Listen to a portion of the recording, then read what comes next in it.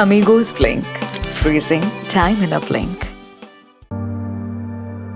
Amigos Blink presents Swasthya Mitra, sponsored by Bhanu Hospital, Kullu.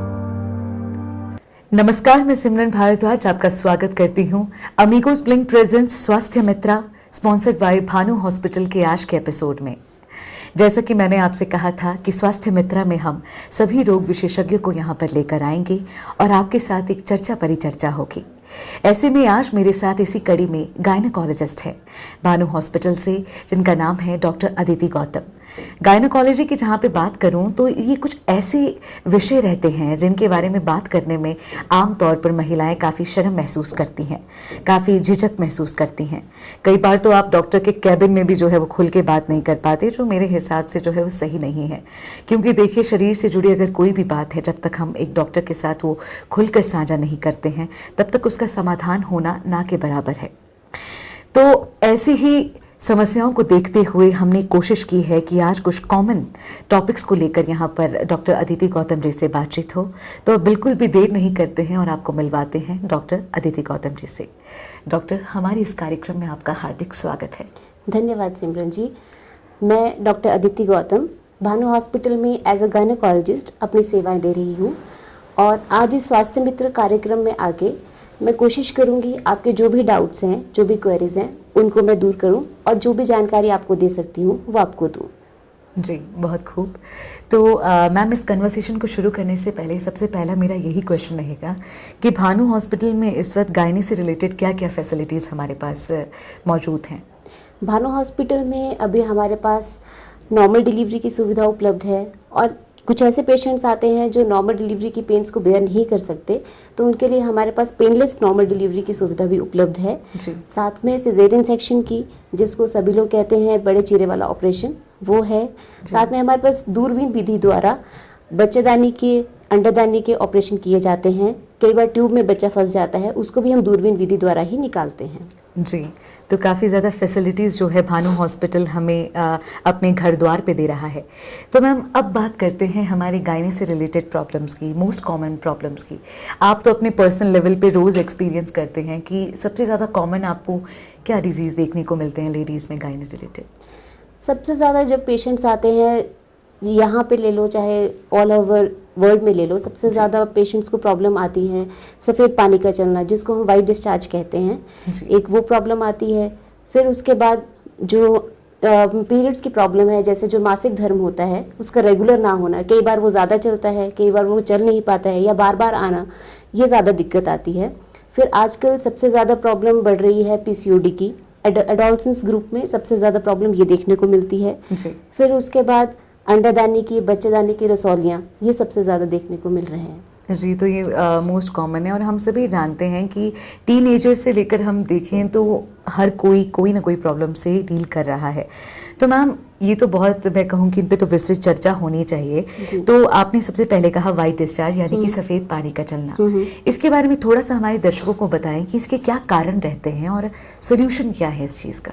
देखिए, सफ़ेद पानी का चलना, जिसे हम वाइट डिस्चार्ज कहते हैं, सबसे पहले तो ये बताना चाहती हूँ कि ये दो टाइप्स का होता है, दो तरह का होता है। एक फिजियोलॉजिकल, एक पैथोलॉजिकल। मतलब एक ऐसा है जो नॉर्मल चलता है, जिसको हम ये नहीं मान सकते कि उसमें कोई इन्फेक्शन है। दूसरा ऐसा होता है जिसमें कोई इन्फेक्शन से रिलेटेड होता है। तो जो फिजियोलॉजिकल है पहले वाला, उसमें सफ़ेद पानी आएगा, उसमें क्लियर होगा बिल्कुल, वो उसमें कोई गंदी बदबू नहीं आएगी, किसी तरह की कोई पेट में दर्द नहीं होगी, कोई खारिश नहीं होगी। लेकिन जो पैथोलॉजिकल वाला होगा, उसमें जो आपका डिस्चार्ज आएगा वो अलग रंग का होगा। जैसे कई बार वो दूध की तरह होगा, दही की तरह आएगा, या फिर उसमें अलग अलग रंग आएंगे, हरा रंग आ सकता है, कई बार ब्लड मिक्स्ड भी हो सकता है। ऐसे लगेगा आपको कि ब्लड के साथ मिक्स होके वो फ्लूइड आ रहा है, ठीक है। और उसमें साथ में खारिश भी होगी, पेट में दर्द होना शुरू हो जाएगी। तो ये सब उसमें आता है जो इन्फेक्शन से रिलेटेड है डिस्चार्ज। बाकी इसमें जो कॉजेज रहते हैं वो कई तरह के रहते हैं कि आप पर्सनल हाइजीन अच्छे से मेंटेन नहीं कर पा रहे हो, कॉन्टिन्यूस वेटिंग रह रही है आपके अंडरगारमेंट्स की, तो उसकी वजह से इन्फेक्शन कैरी होता है। या आपके अगर मैरिड हो तो सेक्सुअल पार्टनर से आपको भी ट्रांसफ़र हो सकता है। जी, तो यहाँ पे बात हमने की वाइट डिस्चार्ज की और सिम्टम्स भी हमने बहुत क्लियरली आपको बताया कि किस तरह से सिम्टम्स जो है इसके रहते हैं।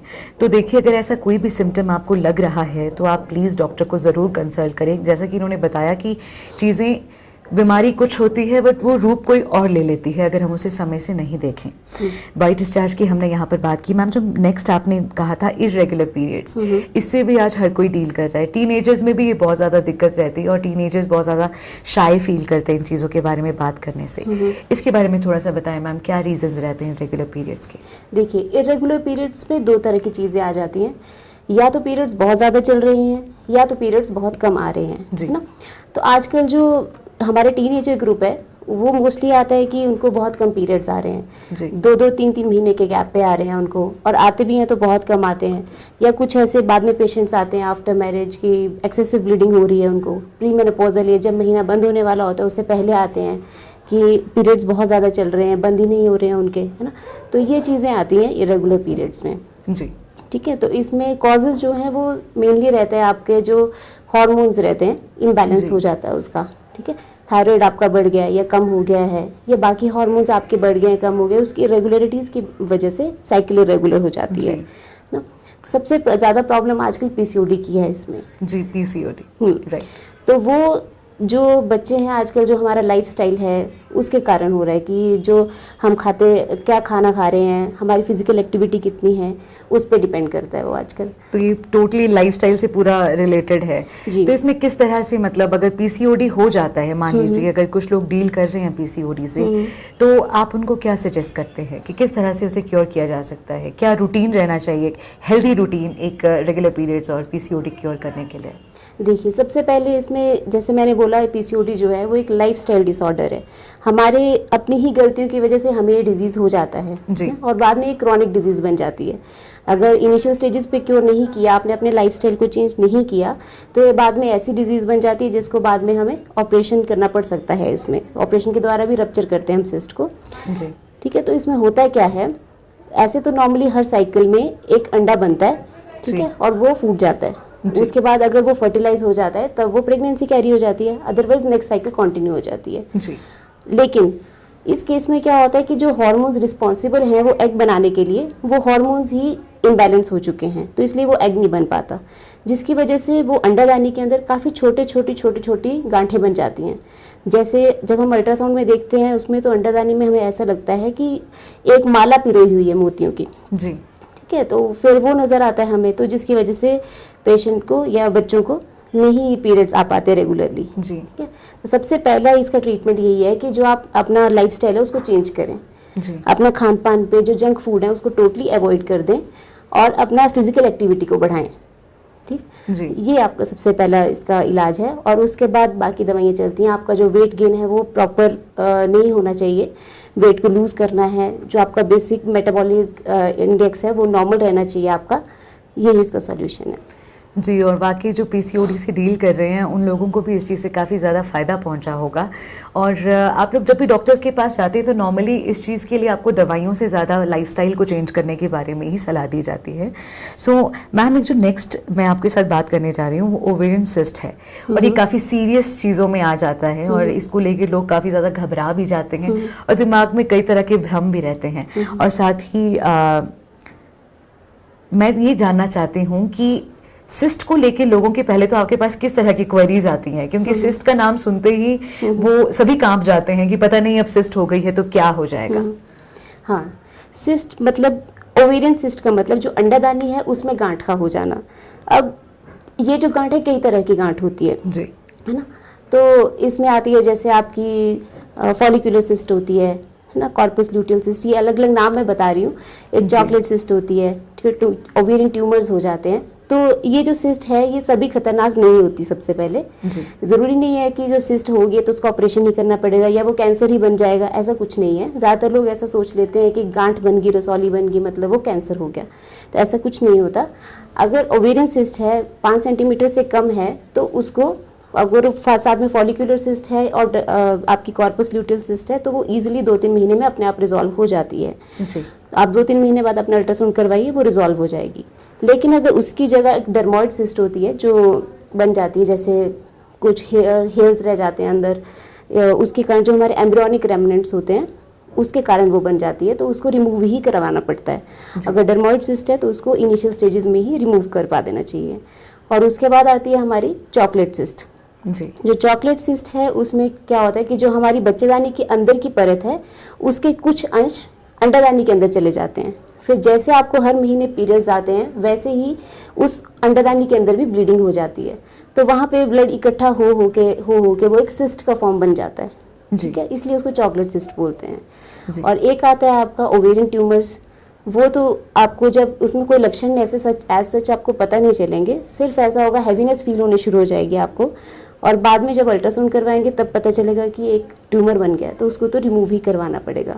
लेकिन जब भी आपकी रसौली अगर 5 सेंटीमीटर से ऊपर की है तो आपको तुरंत उसको डॉक्टर को दिखाना चाहिए और उसका फर्दर टेस्ट करवाने चाहिए कि वो खतरनाक है या नहीं है। जी।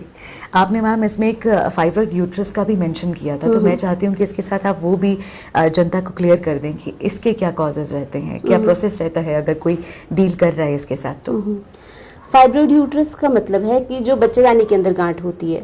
ठीक है, तो इसमें क्या रहता है कि अगर आपकी बच्चेदानी के अंदर गांठ है, वो भी ऐसा नहीं है कि गांठ हो गई है तो वो निकालनी ही पड़ेगी, बच्चेदानी खराब हो गई है, अब ऐसा कुछ नहीं होता।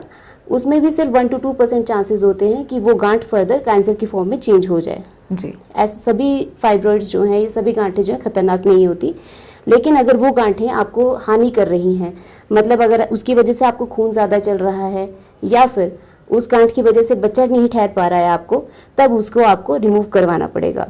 जी। अब इनका जो ऑपरेशन है वो दूरबीन विधि द्वारा, काफ़ी एडवांस टेक्निक्स आ गई हैं हमारे पास अब, तो दूरबीन विधि द्वारा इनका पॉसिबल है। आपको छोटे छोटे से 4 छेद लगते हैं 1.5 से 1 सेंटीमीटर के, उससे आप बच्चेदानी की रसौली भी और अंडादानी की रसौली को भी आसानी से निकाल सकते हैं। बट मैम एक चीज़ आपने भी नोटिस की होगी और हम भी जो है देखते हैं कि आम जनमानस में जो है दूरबीन विधि को लेकर अभी भी जागरूकता नहीं है। लोगों को लगता है कि ट्रेडिशनल चीज़ें ही बेटर है, चीरे वाला ऑपरेशन जिसे नॉर्मली आम भाषा में कहा जाता है, उसी पे लोग ज़्यादा विश्वास करते हैं। दूरबीन विधि के गायने में क्या स्कोप्स हैं, आप थोड़ा सा जनता को अवेयर करना चाहेंगे इस बारे में? जी हाँ, काफ़ी ऐसे मरीज आते हैं जो कहते हैं कि छोटे छोटे छेदों से इतनी बड़ी बच्चेदानी कैसे निकलेगी, या इतनी बड़ी जो अंडादानी है वो कैसे निकलेगी, ये तो पॉसिबल ही नहीं है, क्योंकि वो सब सुन के आए होते हैं कि ये तो पॉसिबल ही नहीं है, रह जाएगा कुछ अंदर छोड़ दोगे आप तो ऐसा नहीं है। जब हम बच्चेदानी निकालते हैं तो ऊपर से सिर्फ हम अलग करते हैं, जो उसको निकालते हैं वो नीचे वाले रास्ते से निकालते हैं, इजीली निकल जाती है वो, और हमारे पास एक औजार रहता है जो सारे चीज़ को सक कर लेता है। जी। तो ये पॉसिबल है, बहुत आसानी से किया जा सकता है और दूरबीन विधि से ही करवाना चाहिए। अब तो चीरे वाले ऑपरेशन बहुत कम हो चुके हैं, ये ऑलमोस्ट बैन ही हो चुके हैं।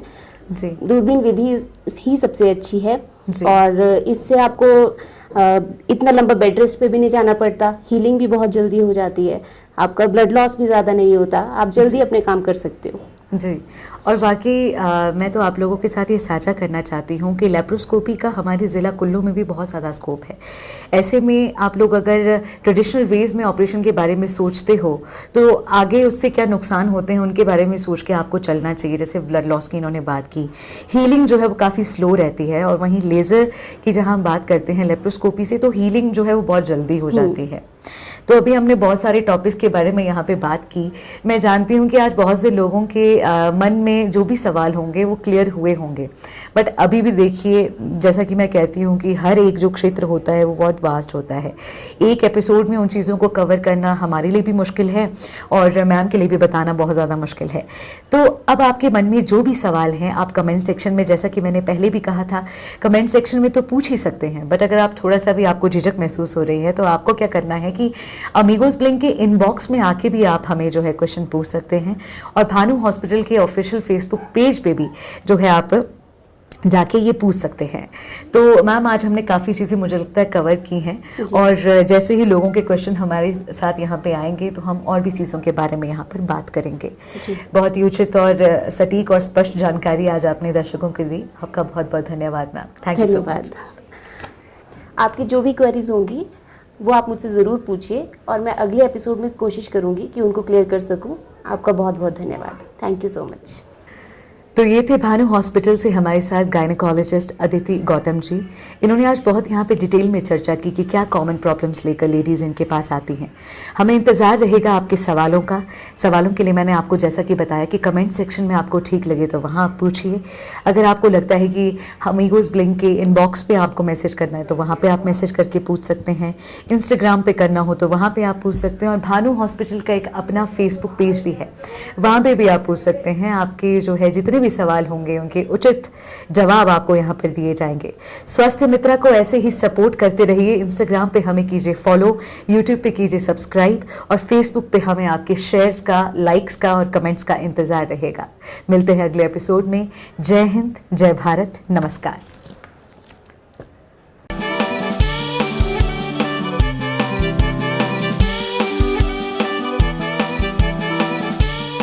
Amigos Blink, freezing time in a blink.